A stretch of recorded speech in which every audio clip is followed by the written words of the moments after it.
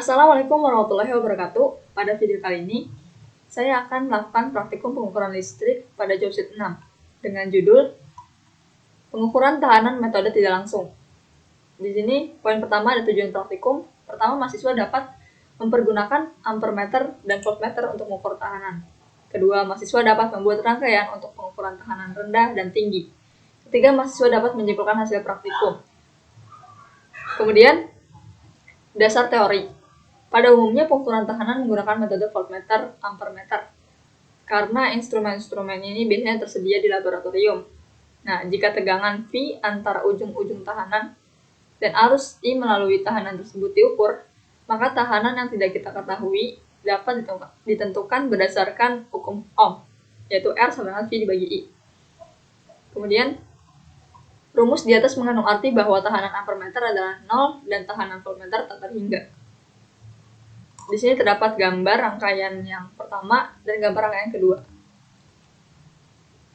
Pada gambar A, arus sebenarnya yang disalurkan ke beban diukur oleh ampermeter, tetapi voltmeter lebih tepat mengukur tegangan sumber daripada tegangan beban, karena adanya drop tegangan pada ampermeter. Pada gambar B, voltmeter dapat mengukur tegangan beban yang sebenarnya, sedangkan ampermeter menghasilkan kesalahan sebesar arus yang melalui voltmeter. Pada gambar A, ampermeter membaca arus beban yang sebenarnya dan voltmeter mengukur tegangan sumber, Vs. Jika nilai RA jauh lebih besar dibandingkan dengan tahanan ampermeter, maka kesalahan akibat drop tegangan karena adanya tahanan pada ampermeter dapat diabaikan, dan penunjukan voltmeter sangat mendekati tegangan beban yang sebenarnya. Sehingga pada rangkaian gambar A paling baik untuk pengukuran nilai-nilai tahanan yang tinggi.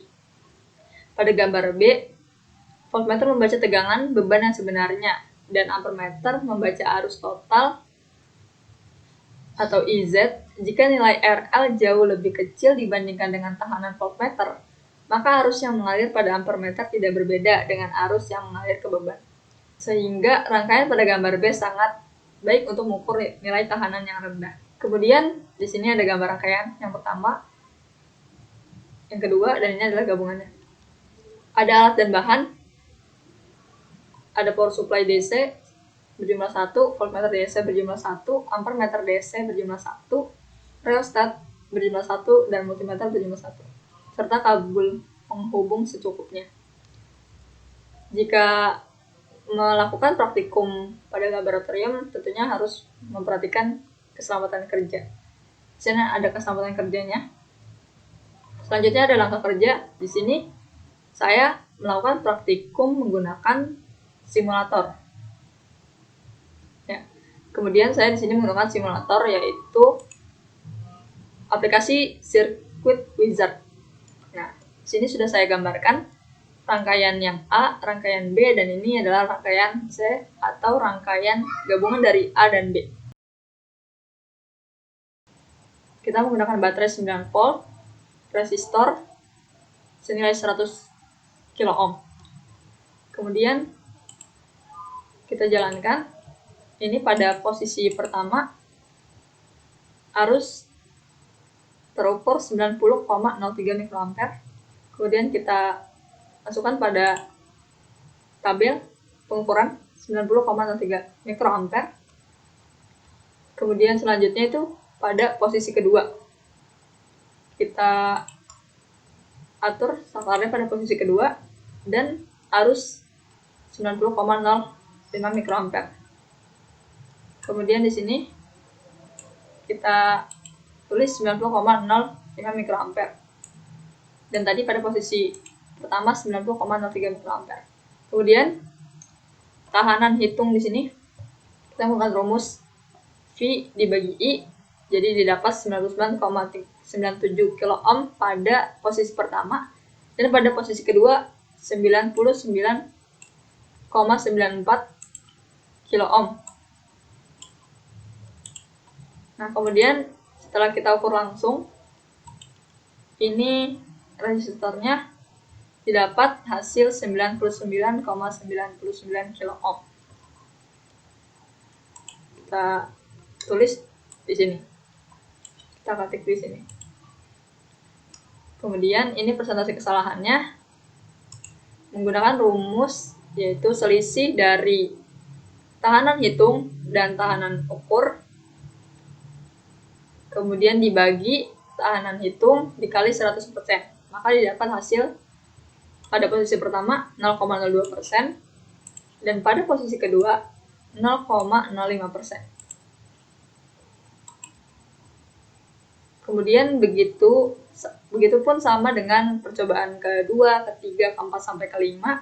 Kemudian di sini ada pertanyaan. Pertama, berapakah rata-rata penyimpangan nilai R hitung dengan R ukur pada gambar A dan gambar B? Jadi rata-rata penyimpangan nilai, jawabannya adalah range rata-rata penyimpangan. Jadi R hitung dikurang R ukur, kita ada 5 percobaan, semuanya kita hitung, kemudian dikurang R hitung R ukur yang posisi pertama, dikurang R hitung dan R ukur posisi kedua atau posisi gambar A dan gambar B, kemudian dibagi N atau dibagi jumlah 2, didapat hasil 0,405. Kemudian pertanyaan kedua, dari hasil tabel C, pada posisi manakah yang menunjukkan tahanan rendah dan posisi manakah yang tinggi? Nah, pada posisi pertama menunjukkan rangkaian pengukuran tahanan tinggi dan pada posisi kedua menunjukkan rangkaian pengukuran tahanan rendah. Kemudian dapat disimpulkan pada praktikum ini, rangkaian A cocok untuk mengukur tahanan tinggi karena memiliki persentase kesalahan yang rendah dibanding dengan rangkaian B yang lebih cocok untuk mengukur tahanan atau mengukur rangkaian tahanan rendah. Faktor kesalahan pada saat pengukuran karena adanya beberapa faktor seperti kesalahan pengamat, nilai toleransi tahanan, kesalahan pada alat ukur, dan pengamat. Kemudian pada posisi A, jika nilai RL jauh lebih besar dibandingkan dengan tahanan ampermeter, maka kesalahan akibat drop tegangan karena adanya tahanan pada ampermeter dapat diabaikan dan penunjukan voltmeter sangat mendekati tegangan beban yang sebenarnya. Kemudian pada posisi B, jika nilai RL jauh lebih kecil dibandingkan dengan tegangan voltmeter, maka arus yang mengalir pada ampermeter tidak berbeda dengan arus yang mengalir ke beban. Kemudian di sini ada grafik dari persentase kesalahan, di mana posisi yang pertama berwarna biru dan posisi kedua berwarna merah. Sekian dari saya pada praktikum job 6, praktikum pengukuran listrik. Terima kasih. Wassalamualaikum warahmatullahi wabarakatuh.